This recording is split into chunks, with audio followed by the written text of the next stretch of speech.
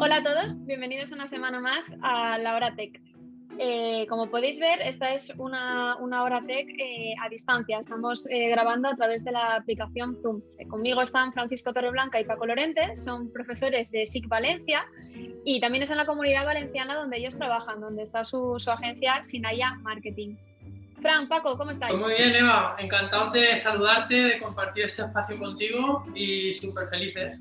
Muy bien, Eva, eso, la verdad que es un gusto, sí, poder tener estos espacios y para estar también. Hoy vamos a hablar de un tema bastante especial. Es un tema que a Ibai Llanos le gustaría, si tenemos en cuenta que pagó miles de euros por un ejemplar de este tema. El otro día, de hecho, también estaba hablando con una persona a la que quiero muchísimo, que estaba a puntito de saltarse el cierre perimetral para ir a un supermercado a comprar una tableta de Nestlé Jungli. No es lo único que vuelve también El Internado, que es una serie que seguimos todos de adolescentes, y hasta vuelve la moda de los pantalones de campana. Fran y Paco son expertos en consumo, son expertos en marketing, entonces vamos a hablar con ellos de cómo es el marketing por generaciones. Bueno, Eva, pues sobre todo podemos empezar hablando de recuerdos, ¿no? Los recuerdos que tenemos, como tú bien decías, de la infancia. Y dentro de esos recuerdos pues hay productos como el que tú comentabas, del chocolate, donde tenemos esa huella del pasado. Todo esto es súper interesante porque ahí podemos relacionar aspectos muy chulos, como pues, el sistema de recompensa, esa sensación de placer cuando ese recuerdo vuelve a hacerse realidad. Claro, porque si realmente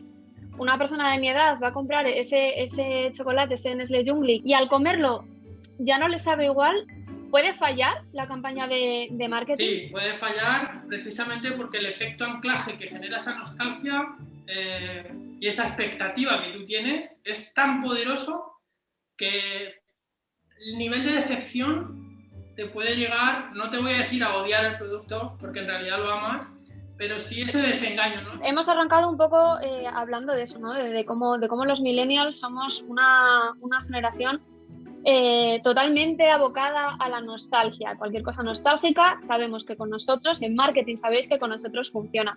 ¿Qué pasa con el resto de las generaciones? Lo más importante es saber quiénes son, qué les gusta y qué podemos hacer de cara a ellos. Estamos trabajando hoy en día desde la generación silenciosa, que es aquella de la generación que nació en los años 20, entre los 20 y los 40, y la generación más reciente de todas, que casi no tienen un poder de compra, pero sí tienen un poder de generación, que llamamos generación alfa. A nosotros nos gusta mucho porque son muy singulares, y eso es una generación, hablo de esta generación alfa, que va a llegar al consumo ya, que tienen pues unos dedos muy hábiles y están todo el día con el smartphone, con la tablet del papá o de la mamá, y van a marcar unos cambios tremendos de forma muy inmediata. Cada uno va a tener sus características y tenemos que enfocarnos de una forma correcta. ¿Hay una fórmula mágica para que un producto pase de generación en generación en generación o eso es imposible? Puede pasar, no todos, lógicamente, no todos los productos van a poder cumplir esa fórmula mágica, entre comillas, de que puedan pasar de generación en generación. Y después, por lo que estaba argumentando Fran al principio, esa parte emocional es súper importante. Esas emociones a través de diferentes estímulos que nos hace cualquier producto o servicio, nos va a marcar ese recuerdo y es lo que nos va a provocar esa cierta nostalgia a lo largo de generación en generación. ¿Hay algún ejemplo que me podáis poner de este tipo de productos que han pasado de abuelos a padres, a hijos, a nietos? Por ejemplo, los cromos de Panini, ¿no? Que es una marca mítica, icónica, de todos aquellos, sobre todo amantes del fútbol, que nos ha hecho coleccionar y sobre todo el concepto de completar, es decir, necesito tenerlos todos, ¿no? Es una especie de pequeña ansiedad a la hora de conseguir ese reto de tener el conjunto.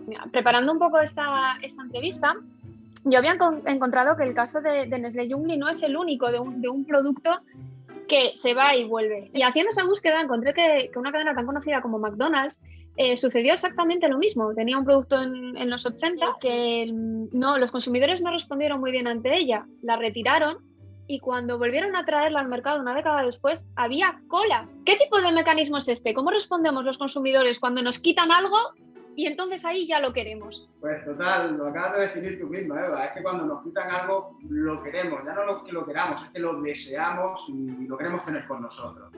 Al final esto nosotros en marketing y en estrategia lo llamamos así como un enfoque de escasez. cuando estamos provocando este tipo de situaciones y de momentos entre marcas y consumidores, provocando esa escasez, lo que estamos es, de alguna forma, es potenciando el deseo de tener algo. O sea, que se supone que los consumidores tenemos el poder, pero luego desde el marketing sabéis jugar bien con nosotros, ¿no? Bueno, si lo hacemos de forma inteligente, sí, podemos hacer. Hay una frase que nos gusta mucho que es prohibir despierta el deseo, ¿no? Que está totalmente enfocado con lo que decía Paco, y es que cuando nos prohíben algo sale nuestro instinto de ¿y por qué, no? ¿Y por qué no puedo tenerlo? Entonces, en su justa medida es interesante. Pues nada, Francisco, Paco, muchísimas gracias por estar con nosotros hoy, por explicarnos un poquito mejor cómo funcionamos cuando aparecen este tipo de productos, cuando vamos al supermercado, si realmente sabemos decidir o deciden un poco por nosotros. Y nada, al resto os veo en la próxima hora. Muchísimas gracias y un placer. Gracias, Eva.